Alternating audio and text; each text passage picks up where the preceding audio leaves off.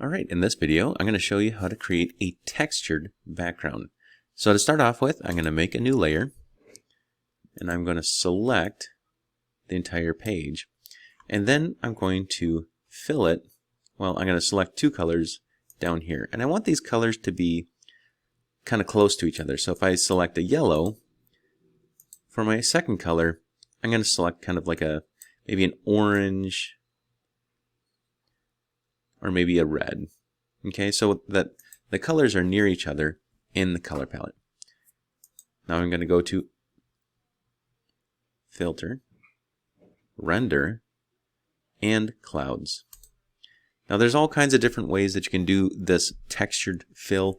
You can go through and do different filters on this if you want to create some different looks. But the idea is we don't want to just fill it with a straight color. We want it to have some sort of texture to it as well. And that's how you create a textured background.